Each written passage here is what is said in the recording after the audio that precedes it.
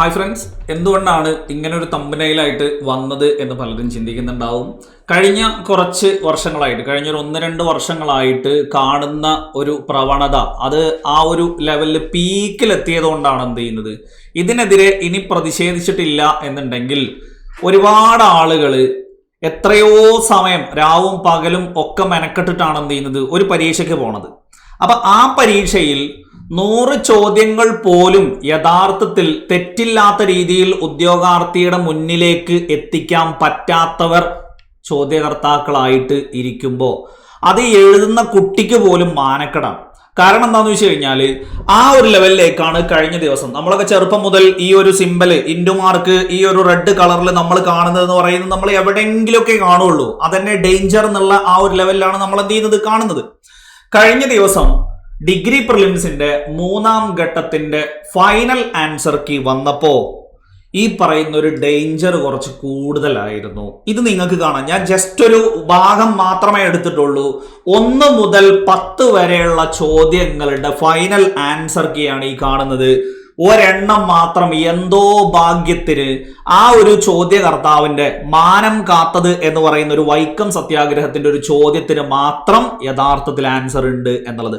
ബാക്കി നിങ്ങൾ നോക്ക്, 1 മുതൽ 10 വരെയുള്ള നമ്പറിൽ നിങ്ങൾക്ക് തന്നെ കാണാൻ പറ്റും ഒരേ റോയിൽ 10 ചോദ്യങ്ങളിൽ ഒരെണ്ണം മാത്രമാണ് ആൻസർ ഉള്ളത്. അതായത് എത്രയോ രാവുകളും പകലും ഒക്കെ അധ്വാനം ചെയ്ത് പഠിച്ച് എന്തൊക്കെയോ മാറ്റി വെച്ചിട്ടാണ് എന്ത് ചെയ്യുന്നത്, PSC പരീക്ഷയിലൂടെ സർക്കാർ ജോലി സ്വപ്നം കണ്ടിട്ട് ഒരു ഉദ്യോഗാർത്ഥി വരുന്നത്.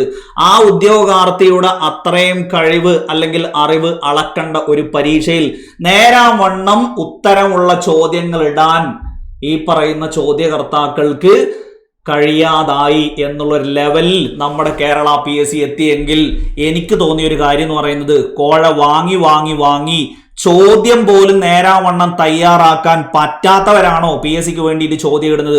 നിങ്ങൾക്ക് അത്രക്ക് ഗതികേടുണ്ടെങ്കിൽ ഇവിടെ പഠിക്കുന്ന നിങ്ങളുടെ പരിഷ്കാരം കൊണ്ട്, PSCയുടെ പരിഷ്കാരം കൊണ്ട് LGSന് പോലും ഇപ്പൊ ഏത് ലെവലിൽ ചോദ്യങ്ങൾ വരും എന്നുള്ളത് അറിയാൻ പറ്റാത്ത സ്ഥിതി ആയതുകൊണ്ട് LGSന്റെ കുട്ടി അടക്കം ഇപ്പോ സ്റ്റേറ്റ്മെന്റ് ലെവലിലേക്ക് നല്ല പഠനമാണ് പഠിച്ചുകൊണ്ടിരിക്കുന്നത്.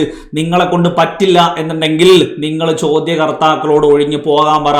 LGSന്റെ കുട്ടികൾ തയ്യാറാക്കി തരും നിങ്ങൾക്ക് അത്രയും നല്ല 100 ചോദ്യങ്ങൾ, തെറ്റില്ലാത്ത ചോദ്യങ്ങൾ LGSന്റെ കുട്ടികൾ വരെ നിങ്ങൾക്ക് തയ്യാറാക്കി തരും. കാരണം അത്രത്തോളം PSCയുടെ ചോദ്യകർത്താക്കൾ അതപ്പതിച്ചു എന്നുള്ളതിനുള്ള തെളിവാണ്.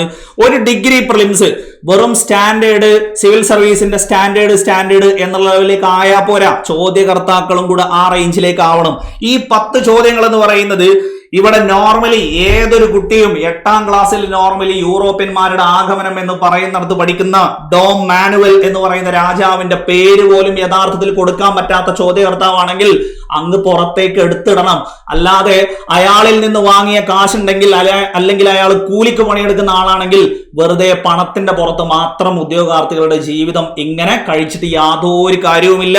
കാരണം ഈ 10 ചോദ്യങ്ങൾ എന്ന് പറയുന്നത് ബാക്കിയുള്ള ഡിഗ്രി പ്രിലിംസിന് സ്റ്റേജ് 1ൽ 7 ചോദ്യങ്ങളാണ് ഡിലീറ്റ് ചെയ്തത്, സ്റ്റേജ് 2ൽ 8 ചോദ്യങ്ങളാണ് ഡിലീറ്റ് ചെയ്തത്, സ്റ്റേജ് 3ൽ 17 ചോദ്യങ്ങളാണ് ഡിലീറ്റ് ചെയ്തത്.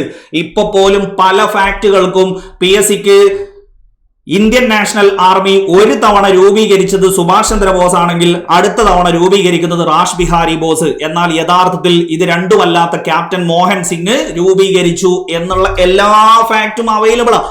ഓരോ തവണ ഇങ്ങനെ ഓരോന്നും മാറ്റി ഉദ്യോഗാർത്ഥിക്ക് സത്യം പറഞ്ഞു കഴിഞ്ഞാൽ PSCക്ക് പറ്റിയ തെറ്റാണ് എന്ന് ഞാൻ അംഗീകരിക്കണോ അതോ ഞാൻ എന്റെ രീതിയിൽ ഉത്തരം എഴുതണോ ഒന്നും അറിയാൻ പറ്റാത്ത രീതിയിലുള്ള അവസ്ഥ. ഇനിയിപ്പോ ചെയ്യാൻ പോകുന്ന ഒരു കാര്യം എന്ന് പറയുന്നത് 7 ക്വസ്റ്റ്യനും 8 ക്വസ്റ്റ്യനും 17 ക്വസ്റ്റ്യനാണ് ഡിഗ്രി പ്രിലിംസിന്റെ 3ാമത്തെ ഘട്ടത്തിൽ എന്ത് ചെയ്തത്, ഉദ്യോഗാർത്ഥിയുടെ ഭാവി തൊലയ്ക്കുന്ന രീതിയിൽ നിങ്ങൾ ഡിലീറ്റ് ചെയ്ത് കളഞ്ഞത്. ഇനി നിങ്ങൾ ചെയ്യാൻ പോകുന്ന പരിപാടിക്ക് പറയുന്ന നിങ്ങളിട്ട പ്രഹസനത്തിന്റെ പേരാണ് നോർമലൈസേഷൻ, സ്റ്റാൻഡർഡൈസേഷൻ.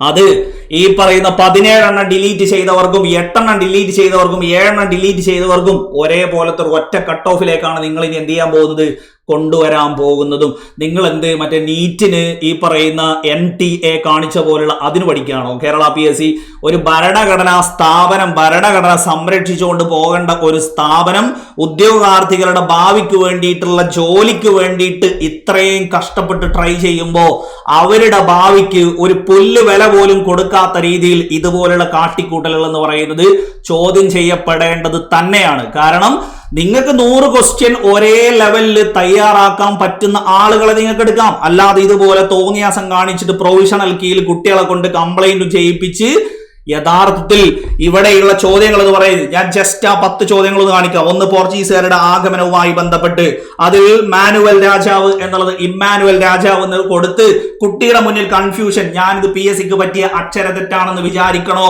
എന്ന് വിചാരിച്ച് അവൻ ഉത്തരം എഴുതി കഴിഞ്ഞാൽ അന്ന് ഉത്തരം അത് PSC തെറ്റായി കൊടുത്തതാണ് എന്നുള്ള രീതിയിലായിരിക്കും ആ സ്റ്റേറ്റ്മെന്റ്. ഇനി ആ കുട്ടി ഇത് തെറ്റായി കൊടുത്തതാണ് എന്ന് വിചാരിച്ച് അവിടെ ഉത്തരം എഴുതി കഴിഞ്ഞാൽ അന്നത് PSCക്ക് അക്ഷരത്തെറ്റുമായിരിക്കും. ഇങ്ങനെ എത്ര അക്ഷരത്തെറ്റായി ഈ 2 കൊല്ലത്തെ ക്വസ്റ്റ്യൻ പേപ്പർ എടുത്തു കഴിഞ്ഞാൽ എത്രയോ ക്വസ്റ്റ്യൻ പേപ്പറുകളിൽ ഇപ്പൊ കൂടുതലും ഈ പറയുന്ന ഡേഞ്ചർ ചിഹ്നം ഫൈനൽ ആൻസർ കീയിൽ കാണുന്ന തരത്തിലേക്ക് കേരള PSC കൂപ്പ് കുത്തി എന്നുള്ളതാണ്. നല്ല ചോദ്യങ്ങൾ തയ്യാറാക്കി നല്ല ലെവലിൽ നിങ്ങൾ പരീക്ഷ നടത്തി ഉദ്യോഗാർത്ഥികൾക്ക് ആർക്കും യാതൊരു പ്രശ്നവുമില്ല. ഇത് പരീക്ഷ എഴുതിയിട്ട് ഓരോ ദിവസവും അവരെ ടെൻഷൻ ആക്കുന്ന രീതിയിൽ മാനസികമായിട്ട് തകർത്ത് കളഞ്ഞ് എത്ര ജീവിതങ്ങളാണ് ഈ പറയുന്ന ഇമാതിരി ചോദ്യകർത്താക്കളും ബാക്കിയുള്ളവരും ചേർന്ന് എത്ര ജീവിതങ്ങളാണ് തുലച്ചത് എന്നുള്ളത് നിങ്ങൾ തന്നെ സ്വയം എന്ത് ചെയ്താൽ മതി, ഒന്ന് ചിന്തിച്ചാൽ മതി. മാർത്താണ്ഡവർമ്മയെ കുറിച്ചിട്ടുള്ള 2ാമത്തെ ചോദ്യത്തിൽ 1757 മാവേലിക്കര ഉടമ്പടി. കേരള ഹിസ്റ്ററിയിൽ നിന്ന് ചോദ്യം തയ്യാറാക്കുന്ന ഒരാൾക്ക് മാവേലിക്കര ഉടമ്പടി 1753 എന്നറിയാത്തവന് ആദ്യം നിങ്ങൾ ചെയ്യേണ്ടത് ഈ വക പരിപാടിക്ക് ചോദ്യകർത്താക്കൾക്ക് ആദ്യം നിങ്ങളൊരു പ്രിലിംസ് നടത്ത്. എന്നിട്ട് ആ പ്രിലിംസ് പാസ്സാക്കുന്നവരെ കൊണ്ട് മാത്രം ഉദ്യോഗാർത്ഥികൾക്ക് വേണ്ടിയിട്ട് നിങ്ങൾ ചോദ്യം തയ്യാറാക്കി. അങ്ങനെ ആവുമ്പോൾ കുട്ടികളും രക്ഷപ്പെടും, കേരള PSCയും രക്ഷപ്പെടും. ഇത് വെറുതെ മറ്റുള്ളവരെ കൊണ്ട് പറയിപ്പിക്കാനായിട്ട് എനിക്ക് തോന്നിയ ഒരു കാര്യം എന്ന് പറയുന്നത്, ഈ പറയുന്ന ഉദ്യോഗാർത്ഥികളെ ഇങ്ങനെ ഇട്ട് ബുദ്ധിമുട്ടിച്ച് മാക്സിമം ഇവരെല്ലാവരും കേരള PSC പരീക്ഷ എഴുതുന്നതിൽ നിന്നും അകന്ന് പോണം. അങ്ങനെ ആവുമ്പോൾ നിങ്ങൾക്ക് തോന്നിയ സർവീസിലേക്ക് കുത്തിക്കയറ്റാൻ എന്നുള്ളൊരു വിചാരമുണ്ടെങ്കിൽ അങ്ങനെ ഒഴിഞ്ഞു തരാൻ കേരള PSC ഉദ്യോഗാർത്ഥികൾ എന്ത് ചെയ്തിട്ടില്ല, വിചാരിച്ചിട്ടില്ല. ഇതിന്റെ പുറകെ തന്നെ ഉണ്ടാവും. നിങ്ങൾ എന്ത് കൊള്ളരുതായ്മകൾ ചെയ്താലും അതിനെതിരെ പ്രതിഷേധിച്ചും ചോദ്യം ചെയ്തുകൊണ്ടും നിങ്ങളെ കറക്റ്റ് ചെയ്യിപ്പിക്കാൻ പറ്റുമോ ഇല്ലയോ എന്നുള്ളത് ഇവിടുത്തെ യുവതലമുറയ്ക്ക് അറിയണം. അതുകൊണ്ട് തന്നെയാണ് എന്ത് ചെയ്യുന്നത് ഇപ്പൊ ഇങ്ങനെ ഒരു വീഡിയോ ആയിട്ട് വന്നത്. കാരണം നിങ്ങൾ ചോദ്യകർത്താക്കൾക്ക് വേണ്ടിയിട്ട് ആദ്യം കേരള PSC ഒരു പരീക്ഷ നടത്ത്, എന്നിട്ട് അവർ ഉദ്യോഗാർത്ഥികൾക്ക് വേണ്ടിയിട്ട് നല്ല രീതിയിൽ തെറ്റില്ലാത്ത രീതിയിൽ ഒരു 100 മാർക്കിന്റെ ചോദ്യം തയ്യാറാക്കാൻ അവർ യോഗ്യരാണെങ്കിൽ മാത്രം നിങ്ങൾ ഉദ്യോഗാർത്ഥികളുടെ മുന്നിലേക്ക് ആ ചോദ്യവുമായിട്ട് എന്ത് ചെയ്താൽ മതി, വന്നാൽ മതി. അല്ലാതെ ഒരു പ്രഹസനത്തിന് വേണ്ടി നിൽക്കണ്ട. സോ മാർത്താണ്ഡവർമ്മയുടെ ചോദ്യത്തിലും മിസ്റ്റേക്ക്. ഇനി വൈക്കം സത്യാഗ്രഹം, ഈ പറയുന്ന ചോദ്യകർത്താവിന്റെ ഒരേ ഒരു മുഖം രക്ഷിച്ച ഒരേ ഒരു ചോദ്യം ഏത് മാത്രമായിരുന്നു? വൈക്കം സത്യാഗ്രഹത്തെ കുറിച്ചുള്ള ചോദ്യം. അത് മാത്രമാണ് ഈ ആദ്യത്തെ 10 ചോദ്യത്തിൽ മാനം കാത്തത് എന്ന് പറയാം. യഥാർത്ഥത്തിൽ നിങ്ങളുടെ മാനം കാക്കുകയല്ല, ഉള്ള മാനം കൂടെ പോവുകയാണ് എന്ത് ചെയ്യുന്നത്. 10 ക്വസ്റ്റ്യനിൽ 9 എണ്ണവും തെറ്റായിട്ട് കൊടുത്ത് അത് ഉദ്യോഗാർത്ഥിയുടെ മുന്നിൽ ഫൈനൽ കീയിൽ ഡിലീറ്റഡ് എന്ന് കാണിക്കാൻ തീരെ നാണവും മാനവും ഇല്ലാത്തവരാണ് എന്ത് ചെയ്യുന്നത്, ആ സീറ്റിൽ ഇരിക്കുന്നത് എന്നുള്ളതാണ് അതിന്റെ അർത്ഥം. അല്ലാതെ ഇതിലോടുകൂടെ ക്വാളിറ്റി കൂടുകയല്ല ചെയ്യുന്നത്. അങ്ങനെ ഓരോ ക്വസ്റ്റ്യൻ എടുത്തു കഴിഞ്ഞാൽ നിയമലംഘന പ്രസ്ഥാനവുമായി ബന്ധപ്പെട്ട വസ്തുതകൾ അവിടെ ശരിയായിട്ടുള്ള കാര്യങ്ങൾ ഉള്ളപ്പോഴും ഡിലീറ്റ് ചെയ്യപ്പെടുന്നു. അടുത്ത സാമൂഹിക പരിഷ്കരണ പ്രസ്ഥാനങ്ങളുമായി ബന്ധപ്പെട്ട ചോദ്യം, അതും ഡിലീറ്റഡ് ആണ്. മുഗൾ കലയും വാസ്തുവിദ്യയും സംബന്ധിച്ച കാര്യങ്ങൾ പറയുന്നിടത്ത് ശരിയായ ഉത്തരവുണ്ട്, അതും ഡിലീറ്റഡ് ആണ്. ഫ്രഞ്ച് വിപ്ലവത്തിന്റെ കാരണങ്ങളുമായി ബന്ധപ്പെട്ടത് അതും ഡിലീറ്റ് ചെയ്തു. UNOയുമായി ബന്ധപ്പെട്ട വസ്തുതകൾ, അതായത് ഐക്യരാഷ്ട്ര സംഘടനയുടെ രൂപീകരണവുമായി ബന്ധപ്പെട്ട് പറഞ്ഞ കാര്യങ്ങളിൽ കൺഫ്യൂഷൻ ഉണ്ടാക്കുന്ന തരത്തിൽ അവിടെ എന്ത് ചെയ്യുന്നു, ഫാക്ട് ഉണ്ട് എന്നുണ്ടെങ്കിൽ ആ ലെവലിലേക്ക് തയ്യാറാക്കാതിരിക്കാനാണ് നോക്കേണ്ടത്. അല്ലാതെ ഇത് ചോദ്യം ഇട്ട ശേഷം പിന്നെ ഉദ്യോഗാർത്ഥികൾ പരാതി തന്ന് ഇത്രയും ഡിലീറ്റ് ചെയ്യാനാണെങ്കിൽ പിന്നെ എന്തിനാണ് നിങ്ങൾ പരീക്ഷ നടത്തുന്നത് എന്നുള്ളതാണ് ഉദ്യോഗാർത്ഥികൾക്ക് ഒരേ സ്വരത്തിൽ ചോദിക്കാനുള്ളത്. നടത്തുകയാണെങ്കിൽ ഇത് പെർഫെക്റ്റ് ആയിട്ട് നടത്തണം, 100 ചോദ്യങ്ങൾ തെറ്റില്ലാതെ ഇട്ടിട്ട് നടത്തണം. അല്ലാതെ ഈ പരിപാടിക്ക് വെറുതെ കേരള PSC എന്നും പേരിട്ടിട്ട് വെറുതെ ഒരു പ്രഹസനമാക്കി നടത്തിയിട്ട് യാതൊരു കാര്യവുമില്ല. അടുത്ത് പ്ലാസ്റ്റിക് മലിനീകരണവുമായി ബന്ധപ്പെട്ട കറണ്ട് അഫയേഴ്സ് ചോദ്യവും അതും ഡിലീറ്റഡ് ആണ്. അതിലും ഈ പറയുന്ന കറക്റ്റ് ആൻസർ ഉണ്ട്. പിന്നെയോ വിവരാവകാശവുമായി ബന്ധപ്പെട്ട് കേന്ദ്ര വിവരാവകാശ കമ്മീഷനുമായി ബന്ധപ്പെട്ട വസ്തുത, അവിടെയും ഈ പറയുന്ന ചോദ്യകർത്താവ് അപ്ഡേറ്റ് ചെയ്യാത്തത് കൊണ്ട്, അയാളുടെ പഴയ ആ ഒരു വിവരം വെച്ചുള്ള ചോദ്യം കൊണ്ട് അതും ഡിലീറ്റ് ചെയ്യേണ്ടി വന്നു. ഇങ്ങനെ വെറുതെ ഒരു പ്രഹസനമായിട്ട് ഇങ്ങനെ ഒരു സ്ഥാപനം കൊണ്ടുപോകുന്നതിനേക്കാളും നല്ലത് നിങ്ങൾക്ക് അങ്ങോട്ട് പിരിച്ചുവിടാണ്. അല്ലാതെ നടത്തുകയാണെങ്കിൽ ചോദ്യകർത്താക്കൾക്ക്, നിങ്ങൾ ഉദ്യോഗാർത്ഥികൾക്ക് മാത്രമായിട്ട് എന്ത് ചെയ്യേണ്ട, പരിഷ്കാരങ്ങൾ നടപ്പിലാക്കണ്ട. ആദ്യം പ്രിലിംസും മെയിൻസും എന്നുള്ള ലെവലിൽ കേരള PSC എന്നല്ലേ കൊണ്ടുവന്നത്. അതുകൊണ്ട് അതേപോലെ നിങ്ങൾ ചോദ്യകർത്താക്കൾക്കും കൊണ്ടുപോവാ. അപ്പൊ ചോദ്യവും സ്റ്റാൻഡേർഡ് ആവും, പരീക്ഷയും സ്റ്റാൻഡേർഡ് ആവും, അപാകതകൾ കുറയുകയും ചെയ്യും. നല്ല രീതിയിൽ നടത്തുന്നതിനോട് ഉദ്യോഗാർത്ഥിക്ക് യാതൊരു എതിർപ്പുമില്ല. പഠിച്ചെഴുതാൻ ഉദ്യോഗാർത്ഥികൾ തയ്യാറുമാണ്.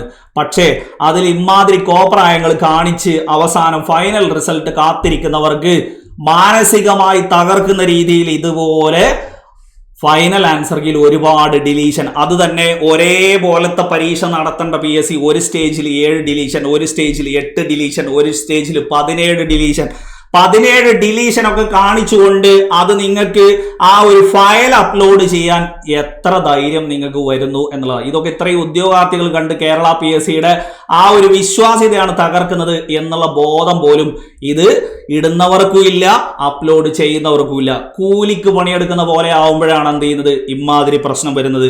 ഒറ്റ രീതിയിലുള്ള ഒരു ചിന്ത ചിന്തിച്ചാൽ മതി.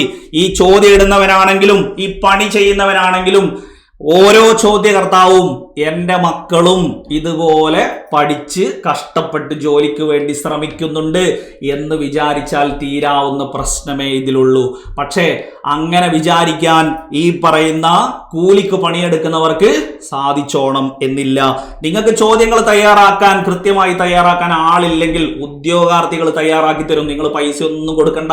നിങ്ങൾക്ക് PSCന്റെ കാര്യം പറയുമ്പോഴാണല്ലോ, ഉദ്യോഗാർത്ഥികളുടെ നിയമനം പറയുമ്പോഴാണല്ലോ സാമ്പത്തിക ബുദ്ധിമുട്ട്. നിങ്ങൾ ഉദ്യോഗാർത്ഥികളോട് 100 ചോദ്യം തയ്യാറാക്കി തരാൻ പറ, അവര് ഒരു തെറ്റുമില്ലാതെ തയ്യാറാക്കി തരും. ഒരു കൂലിയും നിങ്ങൾ കൊടുക്കണ്ട. അപ്പൊ പിന്നെ സാമ്പത്തിക ബുദ്ധിമുട്ടില്ലല്ലോ. അത്രത്തോളം അതപ്പതിച്ചത് കൊണ്ടാണ് ഈ രീതിയിൽ പറയേണ്ടി വന്നത്.